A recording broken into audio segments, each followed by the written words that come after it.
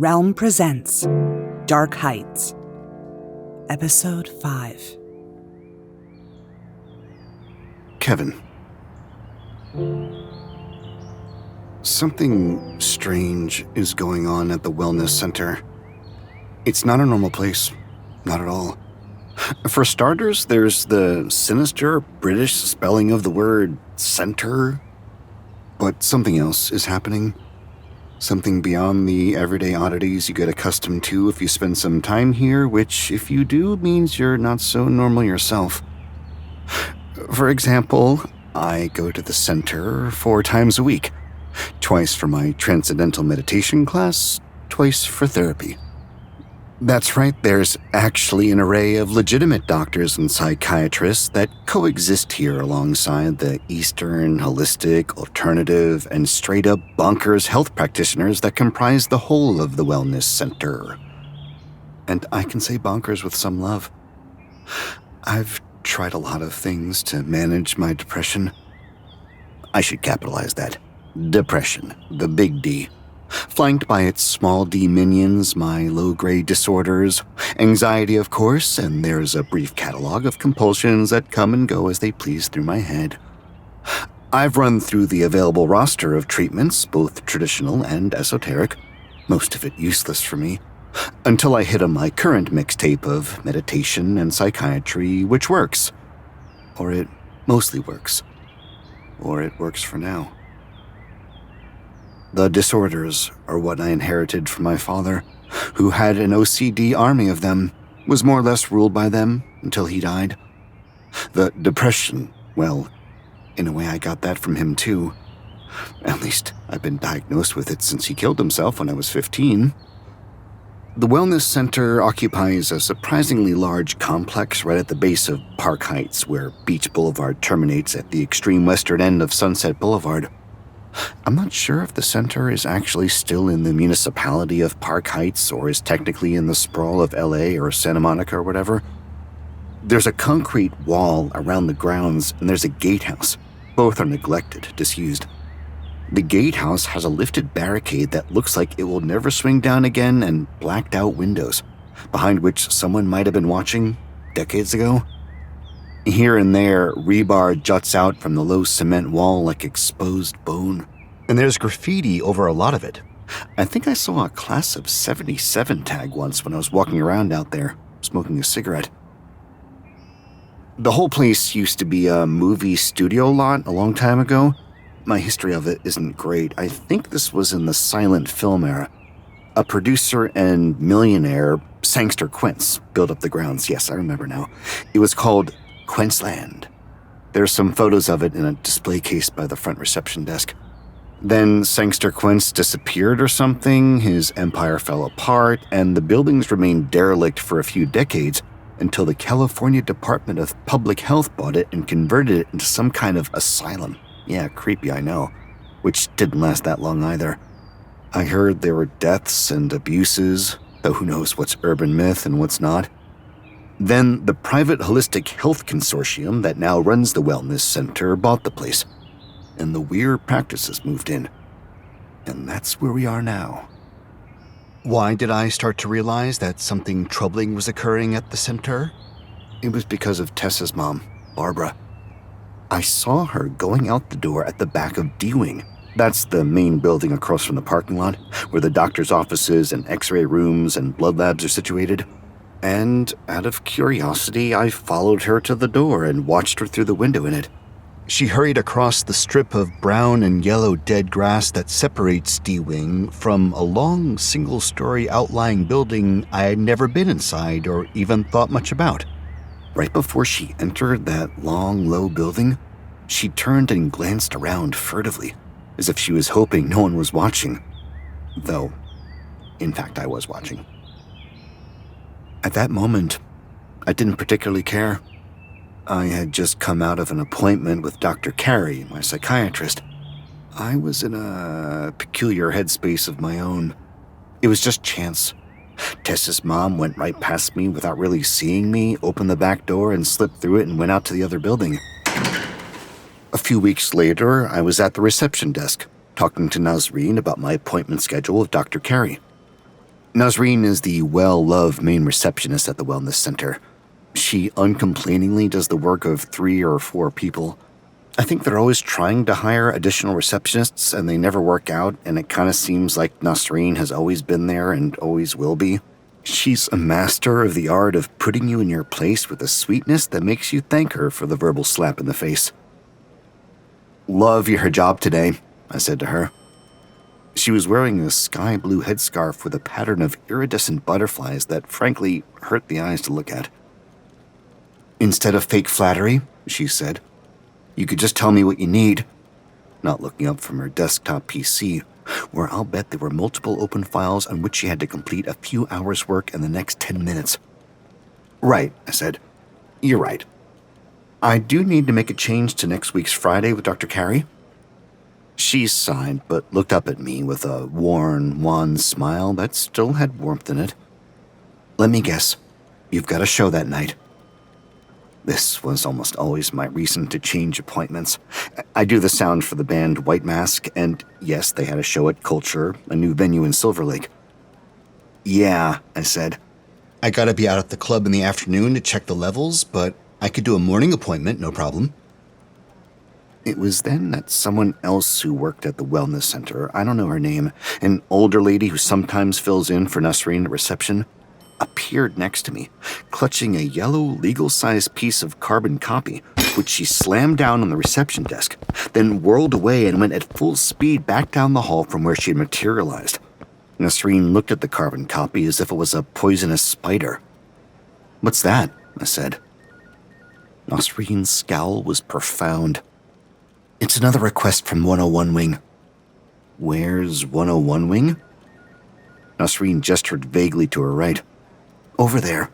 It's the building across the dead grass." I recalled that I had seen Tess's mom more or less sneaking over to that building. "What do they want?" "There's a men's health group that uses the gym in 101 Wing," Nasreen said, "for drumming sessions and tribal dances and that kind of thing.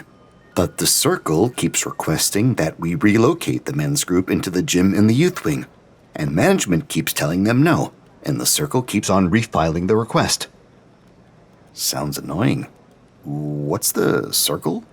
"They've pretty much taken over the 101 Wing, except for this feud with the men's group." "But what is it, the Circle?" Nasreen looked up again from the screen of her computer. "I don't know, actually. I assume it's some healing or recovery group." On Tuesdays, my appointments with Dr. Carey end about an hour before my meditation classes begin, giving me some time to kill.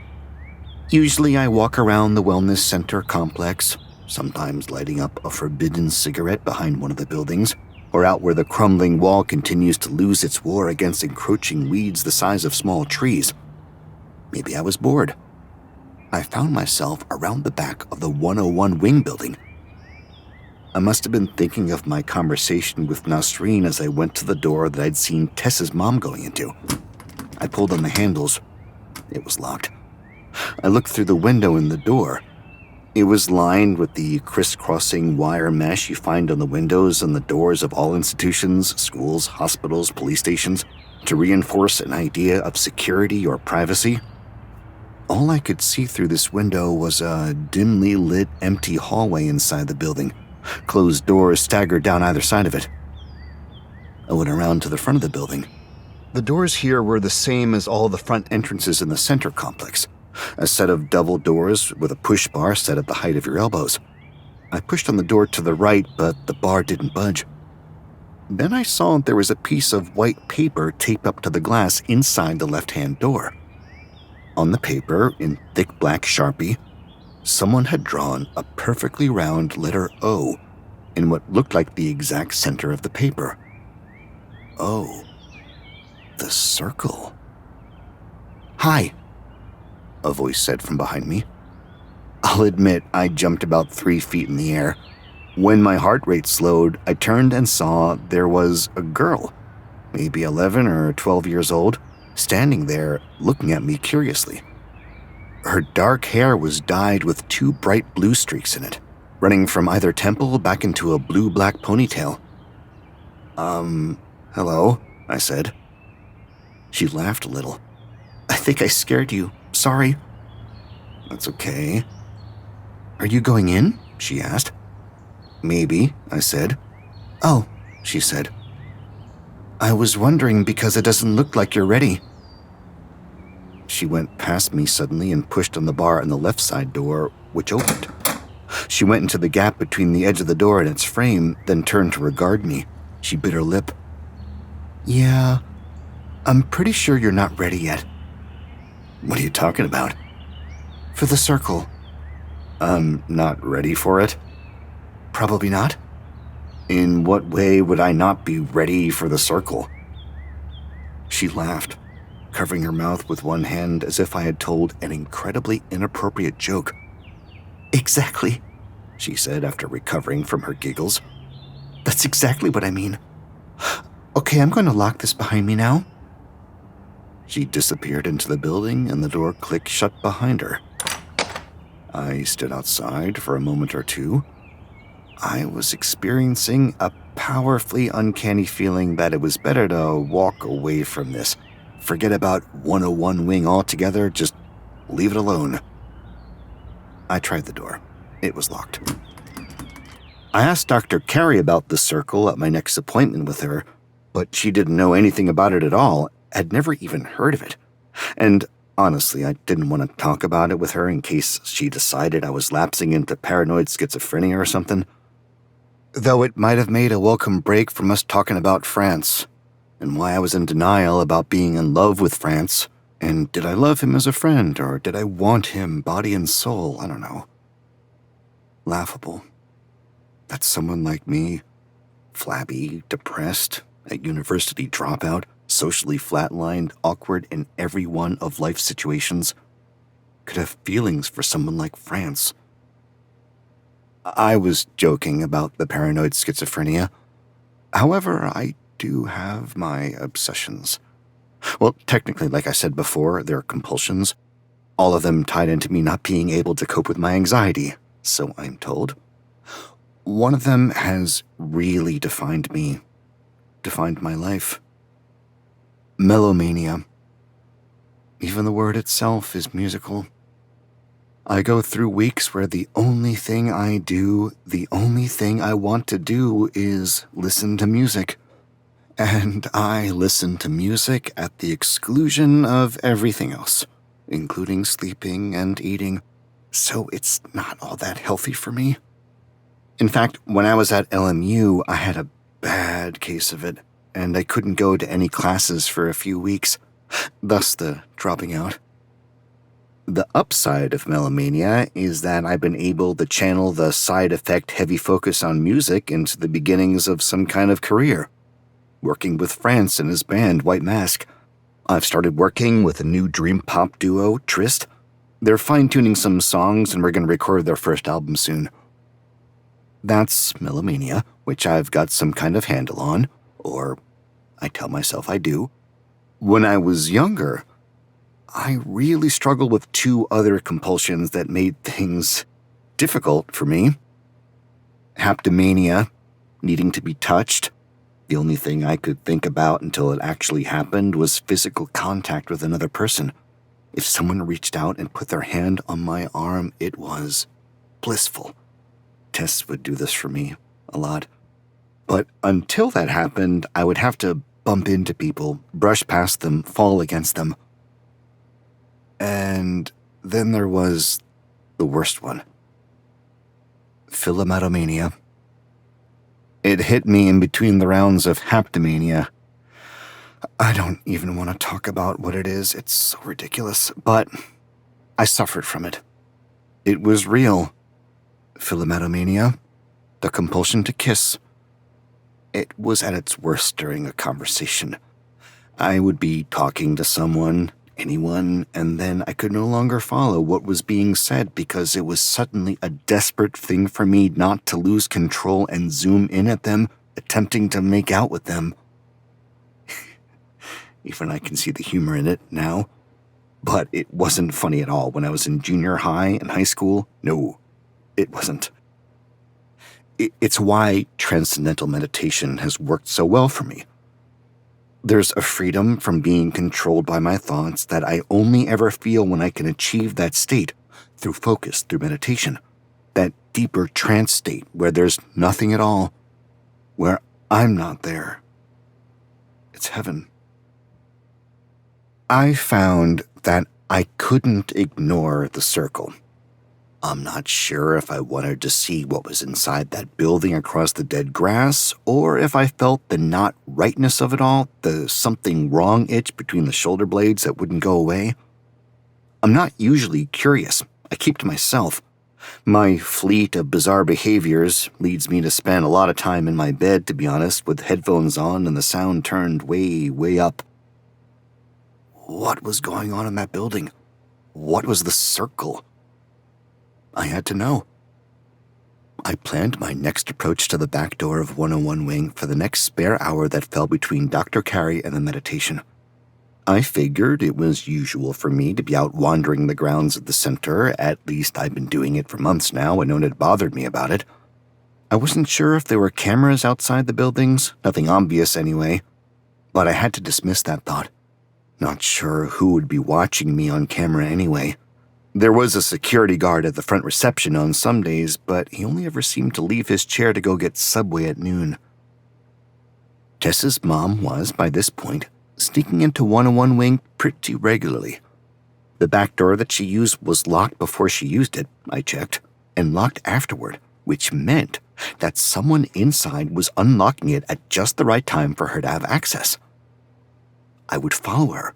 I'd put my foot in the door behind her, silently slip in after her, see what there was to see. Except it didn't happen like that at all.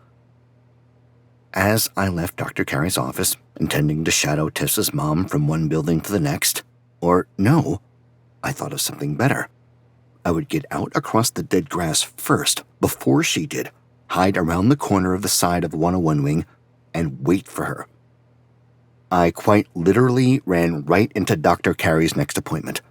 He was walking up the hall, talking on his phone, and he didn't see me at all until we collided. "Sorry," I said, as he said, "Hey, watch it." Did I know him? He looked like someone else. He ended his phone call without a word and said, "You're Kevin Cho." "I guess I am," I said reluctantly. When he smiled, I knew who it was. The same lopsided, smug, know-it-all, smirking grin. It was almost shocking how much they looked like each other. He held out his hand. "I'm Will Severand. We got drunk with my sister Lynna the other night." We shook hands. "Is she still hungover?" I said.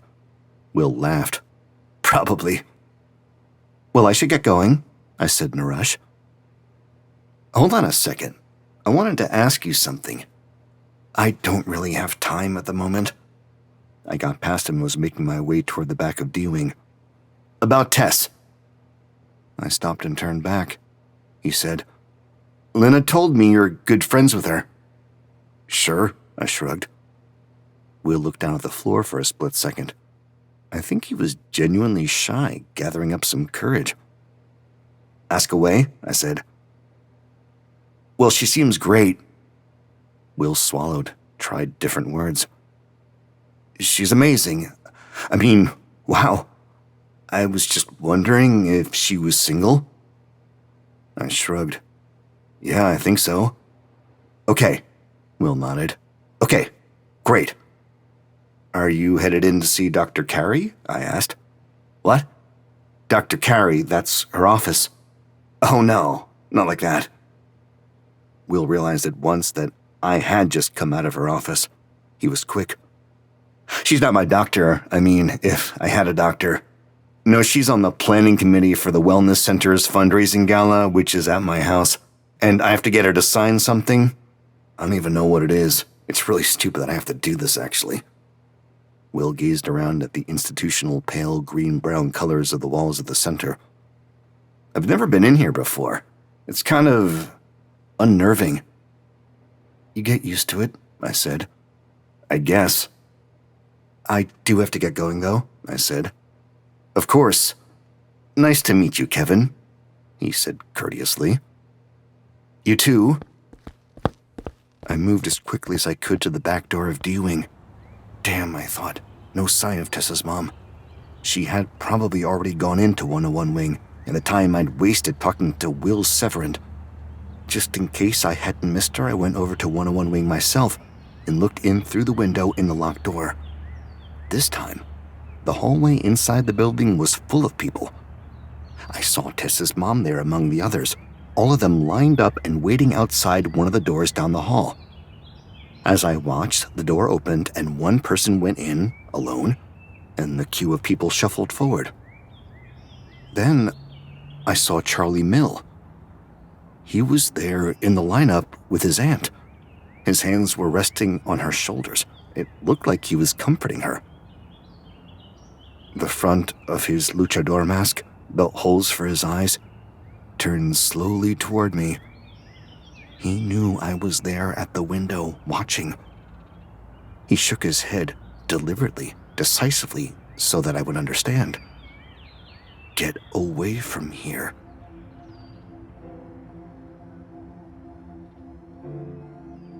Before I was friends with Tess, I was friends with Charlie Mill. My mom never really approved of our friendship, but she tolerated it, mostly, I think because she felt sorry for him. I overheard her talking to my dad once. They were in the kitchen and I was playing video games on the TV in the living room. About Charlie Mill, about his family, his aunt and uncle, how she didn't want me going over to their house. We were freshmen at Palisades Charter High, and we were parkies, Charlie Mill and I, and Tess and a few others. Parkies were the lowest caste in a complex descending order of social hierarchy that started somewhere at the top with sons and daughters of famous people and trickled down through wealth, athletics, attractiveness, coolness, into the abject lack of all of these things, then into us, at the bottom, all of us from Park Heights. Being a Parkie defeated all those other categories. For sure, Tess could have checked a lot of the boxes I just mentioned, except for the fact that she was one of us. No, she wasn't. Not really. She was a part. This was before we spent all our time together, before my father died, before Charlie Mill stopped coming to school. All I knew about Tess at that time was that she took acting classes at the Arts Nexus in Park Heights, and sometimes at places in LA. Halfway through sophomore year, I saw her in a production of Twelfth Night that the drama kids put on. She was fantastic. Even though I was only 14, I had an after-school job that my mom had arranged for me with Gary Cooper at the Evergreen Motel, which was down the street from our house. I did a lot of boring things for the motel, including being a bellhop if I was there and guests were checking in. I unloaded boxes from delivery vans, I kept the fireplaces in the rooms clean and the sticks of wood well-stocked in their ironwood racks. I think Gary Cooper just created things for me to do and then paid me. Probably out of fear of my mom. She has a way of getting what she wants without compromise. It was a day at school I wanted badly to forget about. Charlie Mill and I biked back to Park Heights, me on my mountain bike and Charlie Mill and his kid's BMX, which he refused to give up. We didn't go right home. I had a key to the rooms in the motel, and sometimes we slipped into one of them, if one of them was unoccupied, which was pretty much a guarantee. It was easy to do. Gary Cooper rarely left his office, and his wife rarely left their house except to clean the rooms and change the linens. Mrs. Cooper didn't really care what I did, as long as I stayed out of her way.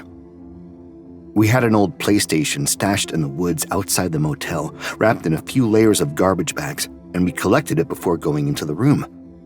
Snacks were essential. Sometimes we had bags of chips or licorice. Sometimes we had super big gulps. On this day, we had Junior Mints. We plugged the console into the out-of-date TV, pressed the start button, and the rest of the world receded for a time. For both of us, I think, having a room to ourselves was like having a fort in the trees or an attic space in a house. It was ours. It was great. We played through Final Fantasy VII so many times I could quote whole lines of dialogue from the game. Charlie Mill and I didn't talk about what had happened at school. I was on the floor next to the PlayStation, and he was stretched out on the bed, scratching with a pencil in his book of graph paper where he made maps. He never stopped drawing maps of imaginary places. I thought it might have been a compulsion for him, like my needing to be touched, but we didn't talk about the things we did or how we were weird or why. What had happened at school had happened after gym class, in the locker room. Typical, but there you go. Sometimes things happen exactly the way you expect them to. Some of the guys, I won't bother to say their names, always called me Choke. Hey, Choke, they might say. I heard your dad crashed his car again, fucking Chinese drivers. Hey, Choke, how many GIs did your dad kill in Nam? You know what's weird? After my dad died, all their talk turned toward my mom. Hey, Choke, how much is your mom going for these days? I heard she love you long time, $15, me so horny, tubu coop. Such asshats. Well, the inevitable finally happened.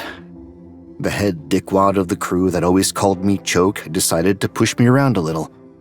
It was something that felt like a ritual, like his heart wasn't in it, but he had to do it, and I just had to take it, and soon it would be over, and then we both forget it ever happened. Except that right in the middle of it, right after he had placed his hand on my chest and shoved me back into the lockers, as soon as he took the hand away, I kissed him.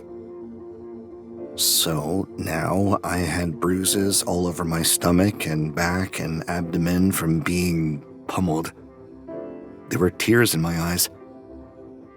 I was riding a chocobo through North Coral on the TV in the hotel room as the PlayStation whirred at my feet, the controller in my hands. Charlie Mills showed me the map of Gaia, the world of Final Fantasy VII, that he had just finished drafting. It looked awesome. We heard his uncle's voice outside the room. Where is he? In here? Then the door flew open. Charlie Mill and I didn't talk about it, but when he was little, his mom had been a single parent and had been into drugs, or so I'd pieced together from what I had heard. And then she was suddenly gone, and she left him to her own mom and dad, who were old and who didn't want him, so his mom's sister took custody, Charlie Mill's aunt. She was a nervous lady who had married young, and it hadn't gone well. Her husband lost his job early on and never got another one. My mom had said he was probably an alcoholic, and finally I was not allowed to go there. Though the few times I had been over, I hadn't even seen him. And Charlie Mill's aunt was nice, I thought, and she'd made us sandwiches. Charlie's uncle stood in the doorway. He looked at us. His red face was damp with sweat. I knew it, he said softly. Then he came into the room and hit Charlie across the face with the back of his hand. Gary Cooper was right behind him in the doorway. Terry, Jesus, he said to Charlie's uncle. What are you doing? Did you know your little Chinaman worker was a ladyboy? He snarled back at Gary Cooper. Come on, you, he barked at Charlie. With one hand clamped on his arm, he hauled Charlie off the bed. It took a few steps before Charlie found his footing. His shoes scuffed the rug as his feet tripped. His arm in his uncle's grip pulled straight out at a bad angle. Charlie made little sounds, little whimpers of pain. And they were gone. Gary Cooper stood there, blinking, speechless. Charlie's book of graph paper had fallen off the bed and lay open on the floor next to me, where I still sat with a PlayStation controller in one hand. I looked into the book. He had drawn a map of one of his fantasy worlds, a world that didn't exist, something he'd made up out of nothing. I saw that he had written, beneath the drawing of a castle, a few words. Distant kingdom. At peace, at last, after many years of bloodshed, violence, and suffering.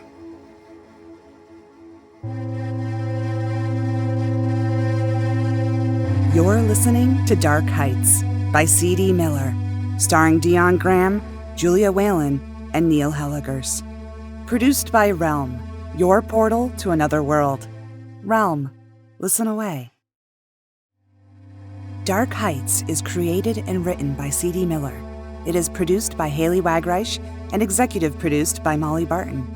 Audio production, sound design, and editing by Amanda Rose Smith. Original music by Chris Miller.